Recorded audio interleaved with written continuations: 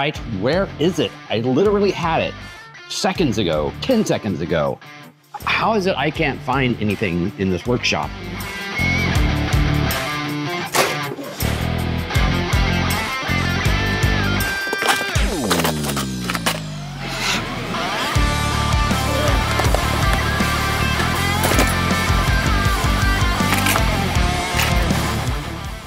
Seriously? This workshop is like the Bermuda Triangle for tools.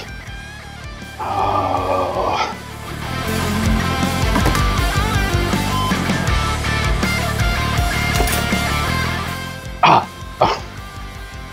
All right, little ball peen hammer. What are you trying to accomplish here? Trying out for a starring role in a jewelry making tutorial? Get out of here. Here it is. Oh. What? Oh, that's perfect for delicate nail work. Guess the universe is trying to tell me to go big or go home. Oh, where is that blood? Smell it! Forgive me.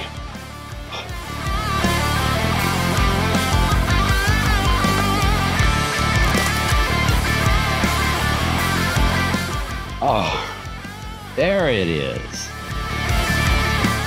Well, never again. At least not until next time. Tired of the hammer hunt? Build your own solution.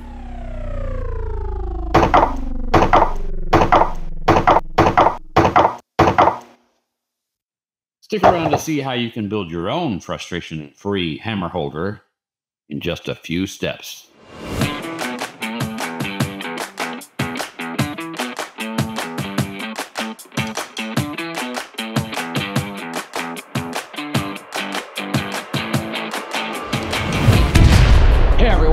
Welcome back to Fabrica Benedicta. My name is Ken Henderson, and today we're tackling a project that is near and dear to the hearts and hands of every DIY enthusiast. A custom hammer holder. Let's face it, who hasn't wasted precious workshop minutes looking for that elusive hammer? You know, the one you had just a few minutes ago? Well, those days are over. Today we're going to build this simple yet stylish hammer holder to keep your favorite tools organized and within easy reach. This project is perfect for any skill level.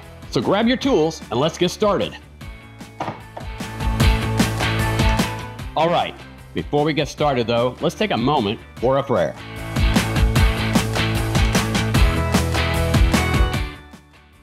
Almighty God, as we begin this project, we ask for your guidance and blessings.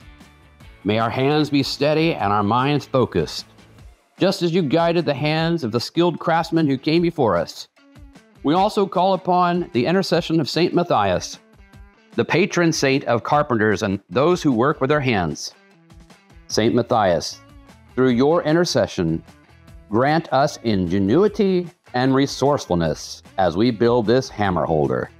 In the name of the Father, and of the Son, and of the Holy Spirit, amen. All right, let's get building. All right, folks, let's get started building this hammer holder. As Saint Matthias, the patron saint of ingenuity, reminds us, sometimes the simplest solutions are the best. So we'll be taking inspiration from Bitner Built's woodworking design and make it our own with a focus on clean lines and functionality.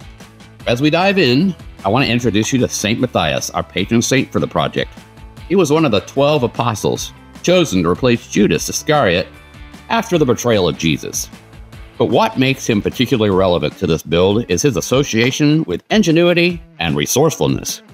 Throughout this project, we'll be taking inspiration from Saint Matthias' spirit of cleverness as we create a simple yet functional solution for our workshop woes.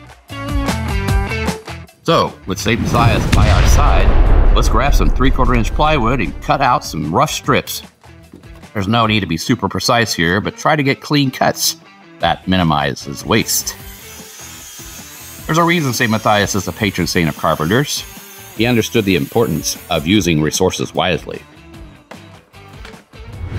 Next, we'll take those rough strips and break them down in individual pieces based on the measurements we planned beforehand in SketchUp. Take your time to double check your measurements for a clean and functional build. Remember, Saint Matthias wouldn't want any mistakes to slow us down. Speaking of measurements, here's where we put the SketchUp plan, or a pencil sketch, to good use. Carefully measure out all the pieces you just cut. This is a critical step, so don't hesitate to take your time and double check your work. Remember, Saint Matthias is all about resourcefulness. If you don't have SketchUp, a simple sketch on paper will work just as well.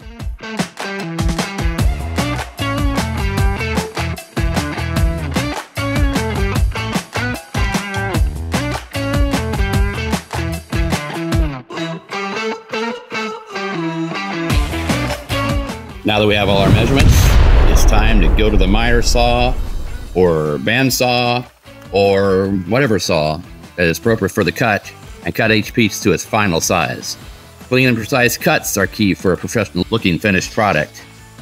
Right here, I'm cutting out the notches for the back to attach to the sides. And do a little cleanup, and it's time for some sanding. Before we start assembling everything, let's give our pieces a light sanding with some 150 grit sandpaper. This will remove any rough edges and ensure a smooth finish. Saint Matthias wouldn't want us getting splinters. While you're sanding, take a moment to admire the beautiful wood grain. Even though it's Sunday plywood or pine plywood or birch plywood or whatever it is you're using, it's these little details that make woodworking projects so rewarding. And no matter what the wood, we just admire God's providence and design in nature and the wonder of working with wood, which is all we love about woodworking, isn't it?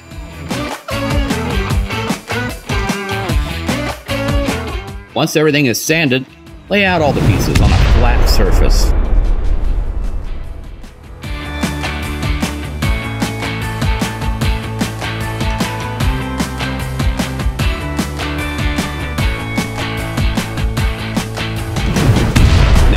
The fun part, dry fitting. This is where we test fit all the pieces together and make sure everything aligns perfectly. Don't be afraid to adjust as you go. Saint Matthias would want us to be resourceful and make sure everything fits just right. Here's where we can truly customize this build. Think back to how many hammers you typically use in your workshop. Grab a hammer and measure out the space needed between each divider to ensure all your hammers fit comfortably. Remember, this design is flexible, so adapt the spacing to your specific needs. Saint Matthias would be proud of your resourcefulness in making this work for you.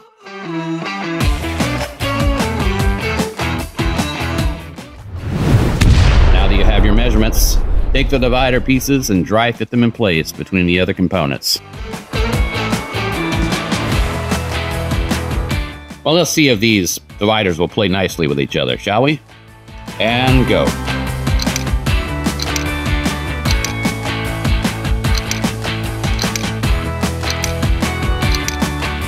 Hey you, get back in place, will ya?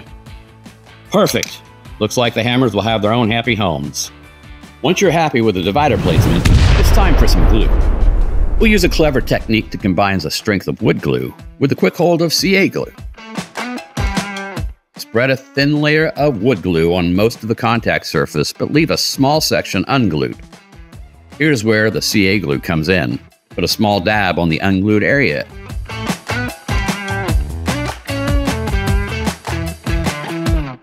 Then apply activator spray to the receiving piece. Now quickly press the pieces together. The CA glue acts like a clamp, holding everything in place while the wood glue dries. Saint Matthias would approve of this resourceful and efficient technique. If you're new to using CA glue, practice on some scrap wood first to get the hang of it. This glue sets very fast, so be sure to work quickly and have everything lined up once you've applied the activator. Once you have it in place, it's stuck. Once I have the first piece glued down, then I'm going to make sure all the spacing is correct, and then I will come back and glue them in place. Once it's all glued together, I put my hammers in place just to make sure everything fits. To add some extra stability and prevent warping in the future, we'll attach a thin piece of plywood to the back of the entire assembly. This will help ensure your hammer holder remains strong and secure for years to come. Think of it as Saint Matthias' way of ensuring our creation weathers the test of time in our workshop. Now we're moving on to the sides. First, dry fit them in place to ensure everything lines up correctly. Sides assemble. And just like that, our hammer holder is taking shape.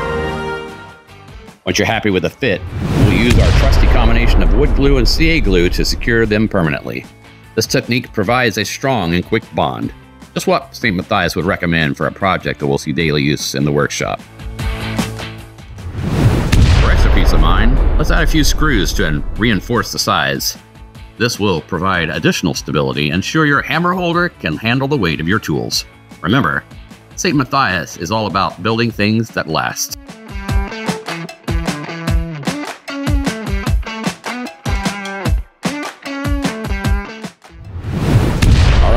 Almost there. Now let's dry fit the back piece to the main assembly. Back in place. Now it's starting to look like a real hammer holder. What do you think, Saint Matthias? Once you're happy with the fit, secure it using the same method as before. Wood glue, CA glue, and a couple of screws on each side. This will create a strong and secure connection.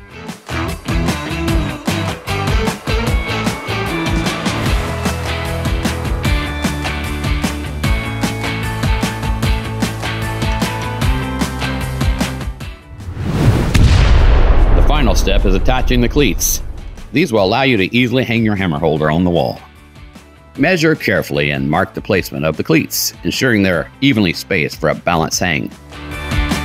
My cleats are always 7 inches apart from top to top. Once you have them measured, secure them using our winning combination of wood glue, CA glue, and this time a few brad nails for additional hold.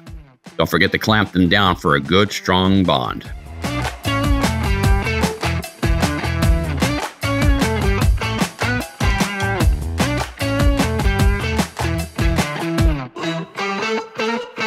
Now we'll just let everything dry completely before hanging the hammer holder.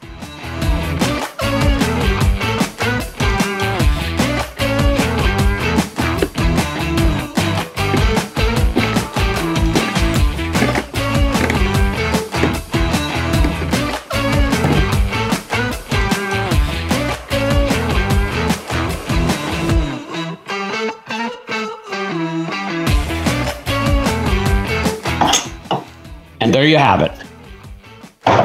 A stylish yet simple hammer holder that will keep all of your favorite hammers and mallets within easy reach.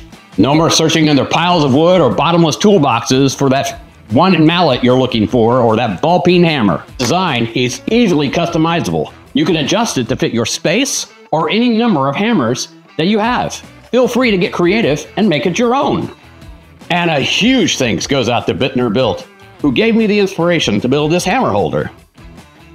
If you enjoyed this project, be sure to leave a like and subscribe below for more DIY content. And be sure to turn on those notifications to be alerted when new projects come your way. Also, in the comments below, let me know of any other workshop organization projects you'd like to see. Until next time, God bless and happy making.